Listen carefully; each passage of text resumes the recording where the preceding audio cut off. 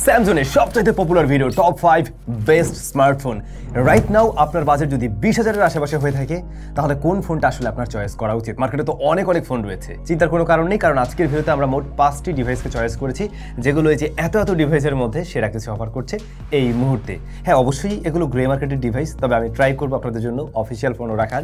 যারা অফিসিয়ালি কিনতে যাচ্ছেন তাদের একটু হেল্প হবে আশা করছি। আর আজকের ভিডিওতে যে দামগুলো বলা হবে এই সেম প্রাইস আপনারা পেয়ে যাবেন কিন্তু SMS গ্যাজেটসে। তাদের শপ রয়েছে Jamuna Future Park, Bashundhara City, এমনকি ঢাকার বাইরেও অনেকগুলো শপ রয়েছে তাদের। আপনারা প্রত্যেকটা ডিটেল স্ক্রিনে দেখতে পাচ্ছেন, এখন চাইলে সে তাদের সাথে যোগাযোগ রাখতে পারেন। তাহলে আমরা শুরু করছি একটু বেশি দাম দিয়ে, দেন আমরা আস্তে আস্তে আরো কম দিকে আসবো।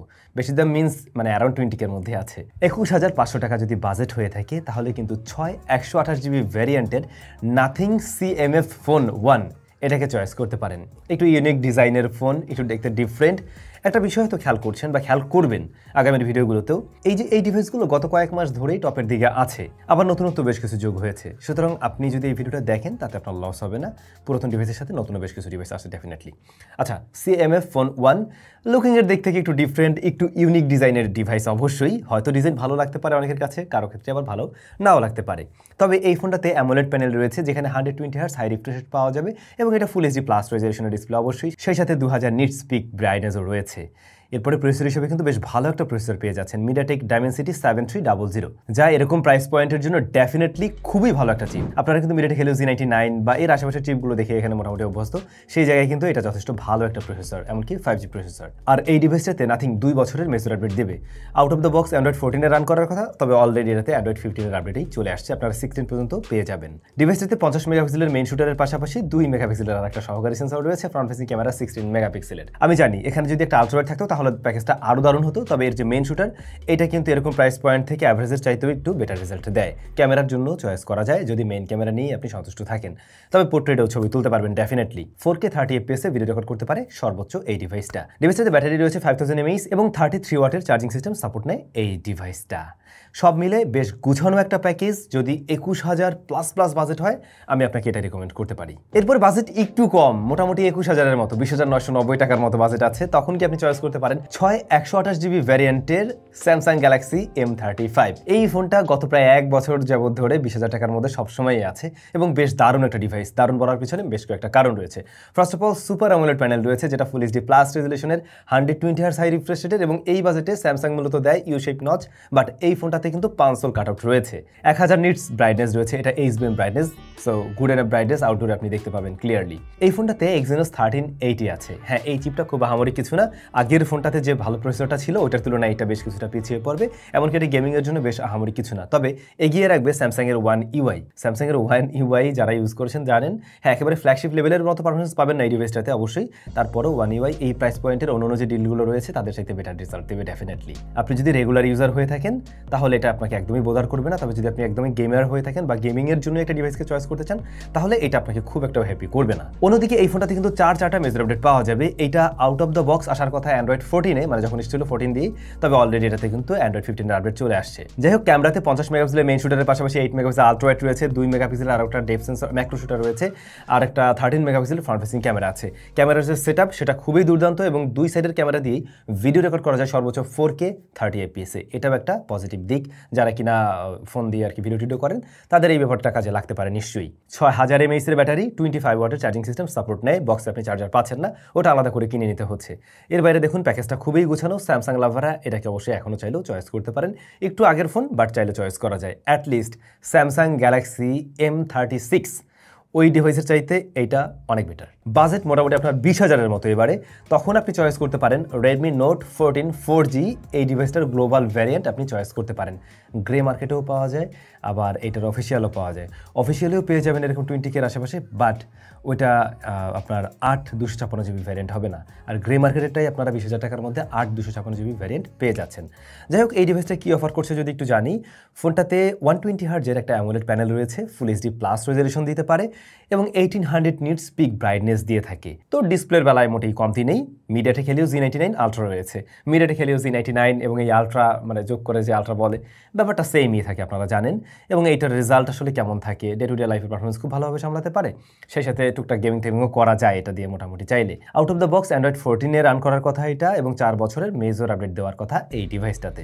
108 মেগাপিক্সেলের মেইন শুটারের পাশাপাশি 2 করে আরও 2টা শুটার আছে, বরং একটা আলট্রাওয়াইড দিয়ে দিলে ওটা আরও বেশি কাজের হতো আমাদের জন্য। নেই, কিছু করার নেই। 20 মেগাপিক্সেলের ফ্রন্ট ফেসিং ক্যামেরা আছে, আর এটা দিয়েও ভিডিও রেকর্ড করা যায় সর্বোচ্চ 1080p 60 fps-এ। ব্যাটারি 5500 mAh অ্যান্ড 33 ওয়াটের চার্জিং সিস্টেম। দেখুন, এই যে ভিডিওটা আমি করছি, এই ভিডিওটাতে কিন্তু আমি ইন ডিটেইলে কোনটায় কেমন রেজাল্ট পেয়েছি সেই বিষয়গুলো কিন্তু খুব একটা ক্লিয়ারলি বলছি না। আপনারা যে কাজটা করবেন, এখান থেকে যে ফোনটা আপনার চয়েস হবে বা যেটা চয়েস হবে ওইটার ফুল রিভিউ আবার আমার চ্যানেলে দেওয়া আছে, একটু সার্চ করলেই পেয়ে যাবেন। জাস্ট ফোনটার নাম লিখে পাশে স্যামসাং লিখলেই দেখবেন আমার ভিডিওটা চলে আসছে। ওই ভিডিওটা আপনি দেখে নিলে ইন ডিটেইলে ক্লিয়ার হয়ে যাবেন। That's it. আচ্ছা, রেডমির পরে আমাদের বাজেট যদি আরও কিছুটা কম হয়, ধরুন আমাদের বাজেট 19,499 টাকা বা 19,500 টাকার মতো, তখন কিন্তু আমরা চয়েস লিস্টে রাখতে পারি IQ Z10X। IQ Z10X এই ডিভাইসটার আসল জায়গাটাই হলো এর পারফরমেন্স সেকশন, যে কারণে আপনি ডিসপ্লেতে একটু কমতি পাবেন। এখানে IPS LCD প্যানেল রয়েছে, না রিফ্রেশ রেট কম না, 120 হার্টজ আছে, ফুল HD প্লাস রেজুলেশন আছে এবং 1000 নিটস HBM ব্রাইটনেসও দিচ্ছে। ওইখানে কোনো কমতি নেই, এমনকি IPS ডিসপ্লে হওয়া সত্ত্বেও এটার colour repression good end up, খুবই ভালো। বাট অ্যামোলেডের মজা পাবেন না, একদিকে সুবিধা একদিকে অসুবিধা। গ্রিন লাইনের মালিক হবেন না, বাট ওই পপ টপ টাইপের কালারটা পাচ্ছেন না। এখন এটা আপনি ডিসাইড করবেন। যদি এই জায়গাটায় আপনি মেনে নিতে পারেন, তাহলে কিন্তু মিডিয়াটেক ডাইমেনসিটি 7300 পেয়ে যাচ্ছেন আপনি 19,500 টাকাতেই, যেটা এই প্রাইস পয়েন্টের সবচাইতে বেস্ট চিপ, এটা বলাই যায়। অ্যান্ড্রয়েড 15 রান করছে এবং 2টা মেজর আপডেট পাওয়ার কথা। আইকিউর এই ধরনের ডিভাইসগুলোতে 2টা মেজর আপডেট দেয় মোস্টলি। UFS 3.1 স্টোরেজ টাইপ, ব্যাপারটা বুঝতে পারছেন। এটা টোটালি পারফরমেন্স সেন্ট্রিক ডিভাইস। আপনার বাজেট 20-এর নিচে হয়ে থাকলে গেমিংয়ের জন্য কোনো ফোন চাইলে এইটা আপনার জন্য হাইলি রিকমেন্ড করা যাচ্ছে। এরপরে 50 মেগাপিক্সেলের মেইন ক্যামেরা রয়েছে, 2 মেগাপিক্সেলের একটা শুটার রয়েছে এবং ফ্রন্ট ফেসিং ক্যামেরা রয়েছে 8 মেগাপিক্সেলের শুটার। ক্যামেরাতে এক্সপেকটেশন রাখবেন না, ক্যামেরা খুব একটা ভালো না। 4K 30 fps-এ ভিডিও রেকর্ড করা যায় এই ডিভাইস দিয়ে। 6500 mAh ব্যাটারির পাশাপাশি 44 ওয়াটের চার্জিং সিস্টেম বক্সে পেয়ে যাচ্ছেন। ওকে, এই জায়গাও ঠিক আছে, ভালো আছে। আই হোপ আপনি ক্লিয়ার, এটা একদমই পারফরমেন্স সেন্ট্রিক ডিভাইস। অলরাইট, বলছিলাম একটা অফিসিয়াল ফোনও রাখা উচিত আমাদের, এবং অফিসিয়াল হিসাবে রিসেন্টলি লঞ্চ করা টেকনো স্পার্ক 40 Pro এই ডিভাইসটাকে আপনারা দেখতে পারেন, যার 8/128GB ভ্যারিয়েন্ট একটাই লঞ্চ করেছে, মূলত 19,999 টাকায় পাওয়া যায়, মানে 20,000 টাকায়। এই ফোনটা সুপার স্লিম একটা ডিভাইস, যেখানে অ্যামোলেড প্যানেল রয়েছে এবং প্যানেলে এসে আসলে একটু খেলে দিয়েছে।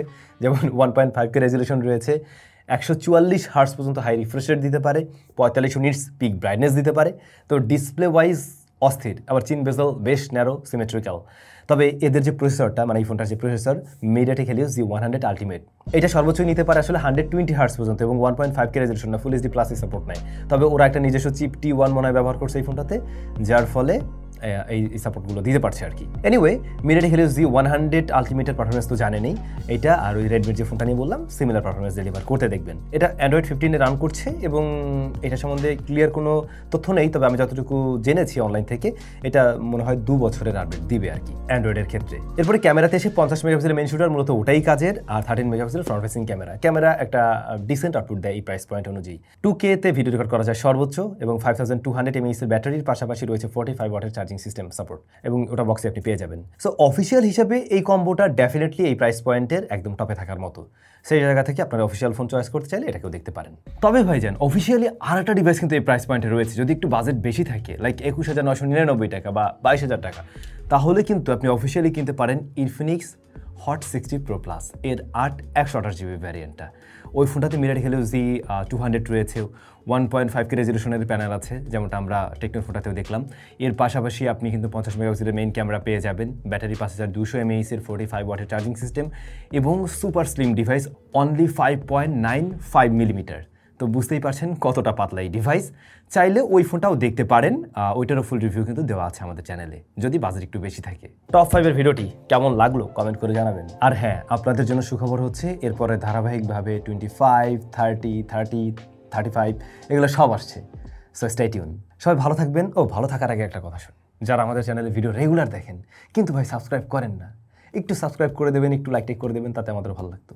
দেখা হচ্ছে নতুন ভিডিওতে।